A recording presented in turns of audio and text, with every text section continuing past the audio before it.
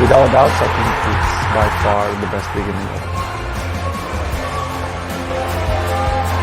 How dare you score like that in the Premier League? Mission accomplished in the Premier League. The American. Hello, everyone, and welcome to another edition of ASTV's Premier League Match Week Review. This is Match Week 29, and I had to think about it just running on fumes. To just randomly, make it up because I haven't. We should probably tell everybody that you had a long night. We should probably. We'll let them in on both sides that I'm on about 2.5 hours of sleep today. The dog decided to eat a bunch of shit that shouldn't have, which basically means it only slightly polluted itself more than I did on St. Patrick's Day weekend. But that dog ended up in the hospital. I probably should have been hydrated more myself over the weekend. But the dog is home. He's in the other room. He is doing well. Better to say than some of the Premier League sides for the way they fared on this Match Week 29. So we're going to get right to it, Paul. I thought, seeing that normally we pick and choose which matches we'll talk about with one feature, I figured with only 4, we could talk about all 4. And it won't even take that long because they were not that eventful. With Burnley winning, Fulham winning, probably the surprise result of the weekend, and then Luton, Forest, and Villa and West Ham drawing. And obviously the Villa match and Spurs match had a lot to do with top 4 positioning, and of course Burnley, Luton, and newly found Forest, which we will talk about later, represent portions of the relegation zone and or the relegation battle. So of these matches, Paul, I'll let you choose. Which one do you want to start with and why? Which one do I want to start with? Let's start with Burnley Brentford. I feel like that was I feel like out of this weekend, Burnley comes out of here the big winner, right? I mean, it's a big 3 points. You look at the bottom of the stack now that Forest has been hit with an administrative penalty and topped with the fact that they couldn't pull off 3 at Luton. It's starting to stack up down there. Big 3 points for Burnley, and a side who struggled to score is now they've got that little Brazilian striker off and running, and he seems to be doing the business right now. Yeah, so one of 955 players signed by Chelsea in the last 18 months that's out on loan. And this one is actually really paying dividends quickly. And if I were a Burnley side, I'd be looking at trying to convince this kid why you just sign with us and stay here for a little bit and play some football and watch your career take off, rather than, be Nicholas Jackson or the next guy at Chelsea trying to make it every 3 weeks and then impress another manager. But we'll talk about Chelsea in another show when they're up and running here. Does this talk more about Vincent Kompany's side finding a way to pull out a very important win, or something you've talked about in the past? Is this really more about Brentford and their struggles once again to keep a clean sheet, more importantly, to end a match with 11 men on the pitch? I think it's 3 of their last 5 matches have seen a player sent off. Yeah, I don't know what's going on with that, but they are having trouble keeping everybody on the pitch. I think it's a little bit of both. I think this does look like maybe a Burnley side that's starting to figure some things out, that had some favorable fixtures. But I do also think this is a Brentford side that's in a bit of trouble. Even with Ivan Toney back, I mean, they still just aren't as cohesive as they've been. I don't know if there's if they're below their quota of Danish players or something, but it just doesn't quite seem to be clicking, especially in the mids right now for them. It's funny, they were talking about that, I think, during the United match, talking about how, all the speculation is that maybe Christian Eriksen will go back there next year and kind of just finish out his career with one last stop. And I thought to myself, maybe they should find the next up-and-coming Danish player instead of one who has seen his career kind of run the course. If Lawrence Frank is looking for players to come in and save the day, I don't know that it's a slower 2 years older version of Christian Eriksen. I do think the Ivan Toney situation is interesting because, he came back in the first match. I think he scored in his first 2 matches back, and he looked really up for it and impressive. Almost like somehow he kept himself match fit during his, very lengthy suspension. And you know what? I kind of equate that to like just the pure adrenaline that kicks in when you get back to doing something you love. And I think now we're starting to see what that type of time off and rust will do to a player, even at the highest level. He's not so old, Paul, that he'll never get back at it. But there was a time a year ago we were talking about, clubs like Arsenal and Liverpool and even foreign clubs like Juventus really being interested in him. Is there a chance that Ivan Toney's suspension and or period away from the game when he was just hitting his highest of highs could really set his career back, that he doesn't reach the peaks we thought he had in front of him? Oh, I don't know. I don't know. I think in a weird way, this team sort of like crumbling around him right now might help them, because it might force them to like have to consolidate and get some funds where they can actually rebuild this thing, right? I mean, that could be a real possibility where they might need to cash in on Ivan Toney and then rebuild this thing. So I think it's more a product of the side right now. Like, I don't think he's getting the service that he used to get. I think it's hard to judge a player that's been gone this amount of time when the team is so drastically different than the team he left. Mm-hmm.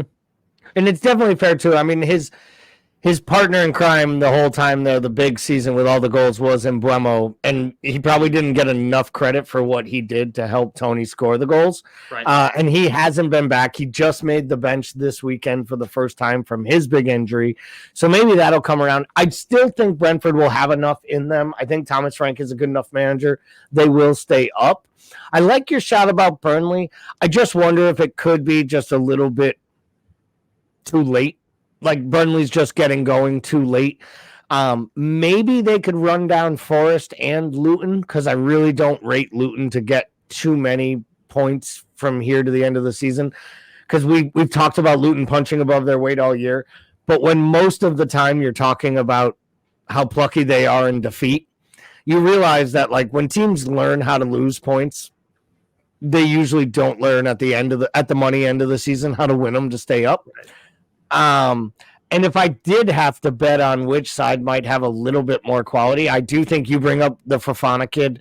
I think he's proving to be a quality goal scorer, and I think we've seen what it means to Luton since Adebayo hasn't been able to play, and it doesn't sound like he'll be back anytime soon after the international break. So let's transition over to that other match at the bottom of the table. Luton hosted Forest. Forest came out, scored the first goal in classic Chris Wood fashion. It wasn't pretty, but it got the job done. Was good work by Morgan Gibbs-White, probably their most talented and all-around player at Forest, in my opinion. They then went on to do what they seem to always do, which is not score a second goal, look like they're defending, and then concede late. I'll ask you the same question, Paul. Who does this speak more about? The home team scrapping a point, or the road side, who probably needed those two that they dropped more than any other side in the Premier League? I mean, I think I think the recap's perfect, and I think it probably says like as much about as each other, right? Like, Forest finds ways to lose games despite all the firepower, and Luton finds ways to win them despite being completely undermanned, and I think it's certainly a scrappy match, but it just almost had one of those like, feels like a basketball game where it's just back and forth, like one of those like almost like those Leeds teams did a few years ago where they're just all up and down. So where does Forest go from here with the news? And we're going to talk about it a little bit more. Like, with Forest knowing that they've dropped these points, is it just purely down to understanding that there's going to be court cases and battles, and all they can do is just play the remaining 9 fixtures they have left on the schedule, 8 fixtures they have, and just try to see where the chips fall come May 22nd? I think if anything, this has got to give them a shot in the arm, a sense of urgency that they maybe didn't already have. But at the same time, my worry about them is that they have the manager for a relegation scrap, because they don't. So, I mean, he's just – the way he plays doesn't set up for playing for draws, at the end of the day, which is the irony in this weekend's draw. But, they just really don't set up that way. And so that'd be my only concern about them. I think they have enough quality that they could probably stay up here. Considering who's down there at the bottom. I think you're right. I think it probably is too late for Burnley. But yeah, there's a battle for that third spot. I think they probably got enough in the tank here, though. So let's look at Fulham versus Tottenham. Probably the shock of the weekend. Tottenham came into the match on pretty good form, scoring goals, getting Son back, getting Maddison back, finally getting most of their defenders back. They did have the Van de Ven injury last week, which is a big blow to them.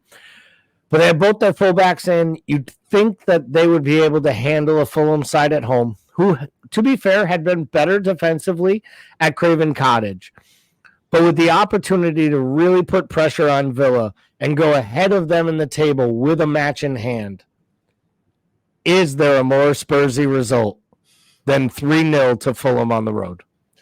So Spursy. Yeah, I mean, we laugh about it, but it's so true. I mean, in a weird way, this is typical Fulham too. I feel like Fulham has one of these up their sleeve once every 8 weeks. I feel like they're kind of hard to peg down. And I realized I got the Fofana kid and this Muniz kid mixed up. This is the guy I was thinking about, because this kid has been on fire for Fulham. I mean, it's something like 7 goals in 7 games or something like that. Yep. And so, I mean, I'm trying to think of the last time Fulham had a really marquee goal scorer up top like that. At least, somebody that could consistently play through. And, it's funny because he's got a little bit of everything. I mean, you can play through him, but he's also a goal poacher and he's got pace. So it's interesting team with him in it, with Rodrigo Muniz in it. I liked what I saw. I think this is just Spurs, man. They're so up and down. And I don't really know. You look at this lineup and it's got Basuma, Sarr, Maddison at the core of that midfield. You couldn't ask for anything else. Yeah, it's not like they put up. It's not like you look at this and you got Son, Kulusevski. It's not like the manager just put out a card and didn't get it right. I really don't know what this comes down to be quite honest. Other than the fact that we're just getting to the point in the season where teams are starting to get tired. Yeah, I think that might be some of the tired. I think might be some nerves, and maybe there was some complacency set in. They thought they could go out there and get the job done. I do still think they lack, probably a true number 9 that allows Son to be his kind of dynamic best, playing from out wide. But they still have players they can bring in. You have Kulusevski. You have eventually you'll have Richarlison back. You have Werner coming off the bench and actually giving them contributions. They actually do really miss the Solomon player that they had signed in the offseason. He was a nice little kind of sneaky good signing that they had picked up, and I thought would really help them. But there's no excuse, in my opinion, for coming out and just not getting the job done in an opportunity where you had the chance to go ahead of the rival who's directly above you in 4th place. But when we look at that match, we had West Ham take on Aston Villa. It was at the Olympic Stadium in London. West Ham, as we've talked about all year, up and down at home, scored early or in the first half through Antonio. There was some doubt whether or not Ollie Watkins, based on a big cut he had on his knee, would be able to go in this one. He was able to make it and pass fit for the match. Villa started John Duran up front. As the Polish Prince would remind everyone, formerly of the Chicago Fire, that is usually a reason to preclude you from starting in the Premier League. But he started a match up front, and I'd say Villa fans really wish it hadn't happened, because at the 45-minute mark, he was hooked, and it really got better for them in the second half. Again, this was another one where Emery seemed like he overthought himself in this one. He got a little tricky. Everyone thought Duran was going to start all week for Watkins. Do you think he prepared the kid all week to start for a guy who couldn't train, liked what he saw, and then changed all of his tactics to play both of them? And then it just absolutely didn't work? Because that's what it felt like watching the match. I mean, it definitely makes sense that they got the late nod for Watkins and we're just like, he's too good to sit. We got to put him in and we'll figure it out from there. So it's definitely possible. But I also felt like I feel like this is the type of game West Ham wants every game to be, right? They want it. And this actually was like my favorite parts of old school Premier League football. Like it was like two teams legitimately physically slugging it out and a referee that was okay letting them play. And just lots of people getting under lots of people's skin. And that's the way West Ham would like it. So, I mean, I think it definitely favored them in that aspect. But, yeah, I mean, this is maybe one of those times that Emery looks like, just looking at this lineup card, it looks like maybe he just got this thing wrong. Yeah, and I don't disagree with that. I find it funny that it was a match where two teams slug it out and a ref allows you to slug it out all match just for a ref a couple 100 miles away to tell you behind a TV screen that a goal that you gave on the field probably should be chalked off as a winner in stoppage time for a foul in the buildup. Like, that's kind of funny. Like, it took a re-ref foul on television and they didn't even call the guy to the monitor. But, we have plenty of time for our VAR discussions as always. I thought this was a really interesting one. I feel like if we're going to criticize Tottenham in many ways, I think you can criticize Villa as well for this performance because they knew Tottenham had lost and they had the wide open opportunity to pick up 3 points and make that game in hand mean nothing. And they didn't fully lose their opportunity because they gained 1 point. But I think it must feel like 2 points dropped for Villa at this point.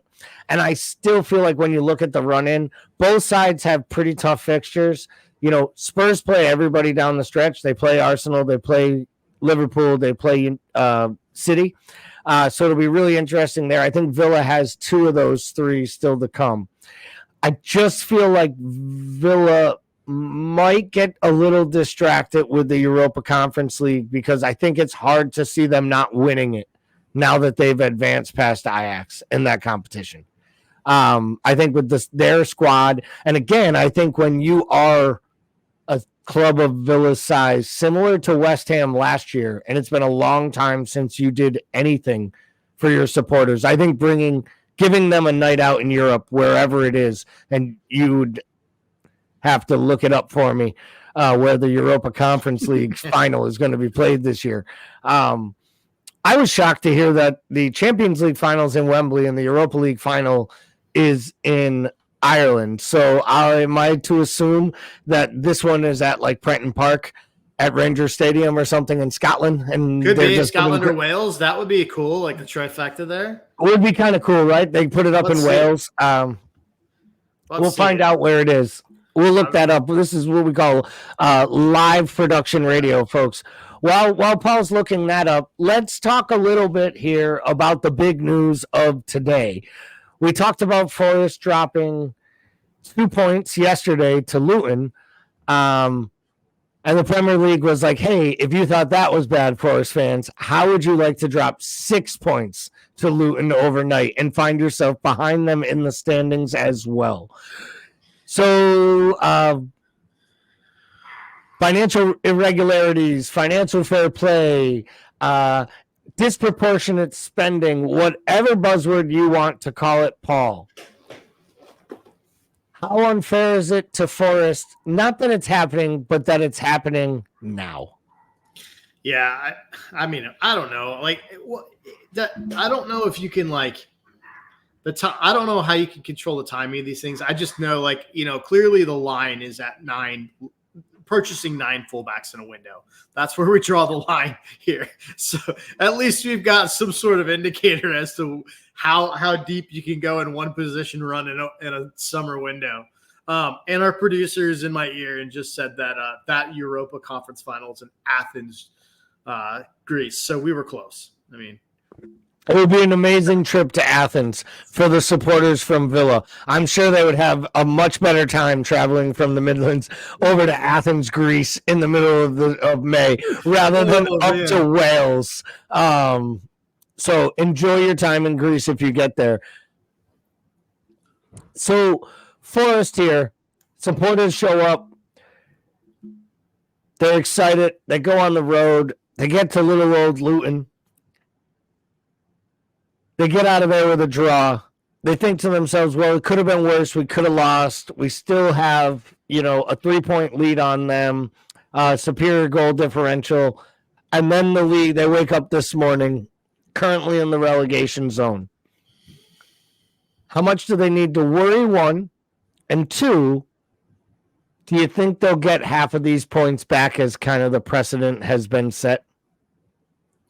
I imagine this is a little bit like freshman year when you wake up and you realize you have an exam at 2 p.m., but you're not super worried because you got at least an hour and a half to cram for it. Like, I think that's probably got the feeling here. I think they've got enough quality to get this thing done, right? I think they can. I think they'll be okay, but certainly there has to be some concern about the way they play defensively and how they can hold on to leads with this side, and that's my big worry about them. Just by the way that they set up as a team, the manager style, I don't know that it lends itself to that. So it's almost the opposite of like a Sean Dyche situation down here. Yeah, I don't know. I think I'm with you there. I don't think they have the right manager for a scrap. I don't think they thought they would be here when they let their manager go. I think if they thought they would be in this situation, Scott Cooper would probably still be the manager. Scott Cooper would still be the manager. I also think that Nuno is not the right guy for this job. But I don't think that they'll have to break glass because, again, I just feel like they'll find ways to get a couple results here, especially at home where they're tough. I mean, we saw how they played against Liverpool as Liverpool supporters when they had them at Forest. Those supporters will get up for it. And I think those supporters, the manager may not know how to help a team through a relegation scrap.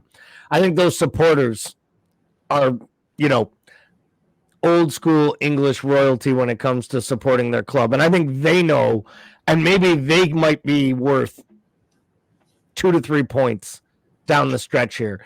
I think as much as we like to make fun of the atmosphere at Goodison at times, I think in that year where it really looked like, 2 years ago, and it really looked like Everton were going to go down, not only did Pickford play out of his mind for a month and a half and Richarlison score all the big goals, at every moment they needed Goodison Park to get behind them, they got behind them. I mean, they basically willed them to win that match against Crystal Palace. I mean, they then attacked Vieira on the field, which was high comedy because I think both the shadow boxing by the supporters were literally just cheering themselves on, and Vieira was just looking for short Scouse kids to fight.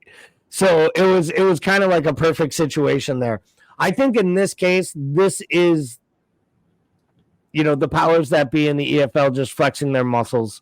And I think we've said this before, I genuinely believe that these sanctions being brought on Everton and on Forest are more to create precedent for when they bring real sanctions down on Chelsea, City, and some of the bigger clubs that have been doing this over the years. And, there is some rumblings, and I know we talked about it briefly last week or 2 weeks ago, is that there are some rumblings that Villa might be in one of those situations as well with some of the amounts that they've spent. And it'll be interesting to see how the rule changes will affect things because, as they've said numerous times now, they are not going to alter this. They are not going to alter how the charges are brought up when the rules change. So if you were found for breaching these rules, these will be the rules in which your penalty and punishment will be enforced against. And that purely sounds like language that is being written for Manchester City's lawyers to understand, like, we will not go into the future. We will only go back in time. And you will only go back in divisions when it is your time. But that will be a show in itself. Speaking of Manchester City, we'll talk here about the top of the table real quick. Paul, we do this every single week. There isn't too much of a change up here because not many of these sides played.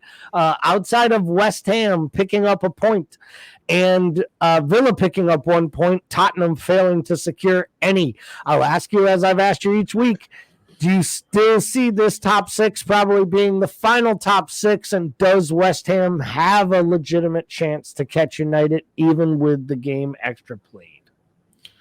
I think they do. I think they have a legitimate chance. I don't know that it will happen. Like, I would say that, like, for me, that's kind of a coin flip situation, right?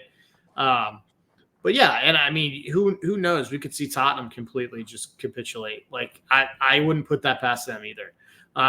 So yeah, I still think this is probably, I think this is probably the top 6 though. Yeah, I feel like there's a good chance that this entire top 10 could roll out this way, with maybe Newcastle moving up to 8th and Brighton Wolves dropping around, something like that. The only team here I could see going on a long withstand it run would possibly be Newcastle, but I think that would take a considerable amount of players getting back to health. It's funny, everyone talks about, and they should talk about, Joe Linton's injury, because that's really where the season unraveled. Yeah. But I think what people don't give any credit to is you could argue the signing of the season last year for them was Nick Pope, because it put everything together at the back, and he got hurt about 15 minutes into this season. And it's been really, really porous at the back for them with inconsistent play, even though they've been playing the same defenders. Yet nobody said, but they don't have the same guy behind them that was there most of the time. So I think the Nick Pope injury really has hurt them a lot. I also think they just haven't scored enough goals. And I think when you consistently rely on Isak and Callum Wilson to score your goals, you too often are relying on a player who is injured. And I think that's what it comes down to for Newcastle. They may go back into the market again looking for themselves another striker, just purely to get a talisman that can stand up top and score them all the goals. If we look at the bottom half, only Fulham made a real big jump up. The others were just all the draws we talked about earlier. Chelsea's got 2 games in hand on Fulham. Feels like Chelsea will probably eke their way into that top half by the end of the year. They're starting to play a little bit better with a little bit more semblance. I'll ask you one more time, Paul. Is Everton still in trouble here?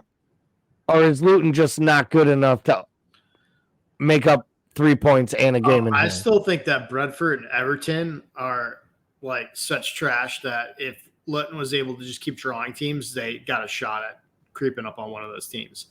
I think there's actually more than Brentford. I think Everton is at least has some foundation there with some good young defenders. Brentford, I've been really down on for the latter half down the stretch here. I think they've really, really struggled. I think their form table has got to be relegation form table. If you look at the last back half of the stretch. So that's kind of where I land on that. Yeah, I'm not sold that Brentford saved myself either. I still think Luton will find ways to drop points. And I still think even if they're drawing matches, they're going to have to pick up a big victory along the way. And when you lose matches like at home to Sheffield, I just think those are the types of matches that are just so hard. And then all the late gas points they've dropped between, the draw to Liverpool, the loss to Spurs, the loss to Arsenal. They were leading the Arsenal match. They were, I think, leading the Spurs match. And then level for a long time. Yeah, they were tied with City for a long time and then gave up the late goal. It's been really, really brutal for them. So it'll be interesting to see how that goes. Let's take a quick look here at the following match day when we come back. Oh, actually, I'm sorry. This is last match next week, so I didn't grab that one. It's after the international break, so we'll have another one of these shows next week to prepare between. Any parting thoughts here, Paul, before we wrap up for this week's show and get ready for the dreaded international break? How about just giving us your thoughts on international friendlies and their importance in the world of professional football. I'd love to have 1 minute on that. You know that I love internationals so much. No, I am not an international fan. I will watch a World Cup. I will watch a Euro. I will watch a Copa. But I am not I guess over here in the States it's different. There's a lot of diehard national people that don't necessarily watch a lot of club football. I'm on the total opposite spectrum where I just do not even pay attention to our men's national team, partially because I have enough failure and disappointment in my life. I don't need to keep track of that. So it's a great point. It is a great point. I do watch and follow it myself, and it is just adding to the amount of failure in my life, and I'm not sure that it's necessary either. I do like when I don't have to watch, and I don't have to watch right now because these matches are meaningless.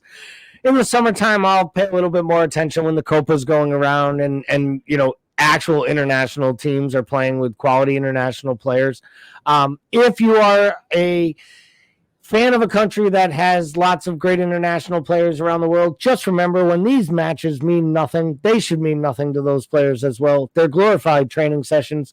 Let them train. Don't get them hurt. Don't whine when their clubs don't want them to go off on international duty. That's meaningless because their clubs are the ones that pay their contracts. That being said, when the club and the player have an agreement in place where the player can go, it should be up to the player to represent their country each and every opportunity, and I don't think anyone on these programs are ever begrudging it. What we are saying is there's way too many of these breaks every year. It breaks up the play, and it's actually not good for the actual players. So we talk about too many matches, and then we play meaningless friendly matches to give practice sessions for the international teams, which only allows these players to have to travel even more and go through even more strenuous fitness. So people, whether you're UEFA, FIFA, get together and recognize the most important thing in the entire game are the players on the field, not the corporate sponsors in the booth with the checkbooks. The sponsors will always be there. If you run out the players, the game will go away. And that's Galley's rant for tonight. So if you enjoyed the Premier League show, please head on over to our YouTube channel. You can get there. Go ahead and smash that subscribe button. You'll get all the new content from us. If you're following us on Facebook, you can like our page or join our LFC America Facebook group for all the banter. We have Discord channels that we share constantly. Don't forget our Monday, Wednesday, and Friday morning coffee shows, Thursday night podcast, Thursday night fantasy shows, and, of course, the Premier League panel show. We have all this great content coming for you. For myself and Bickler, thank you for watching the Premier League show. We'll be back next Monday night to get you through all the news of the week. Thanks, everyone. Have a great day.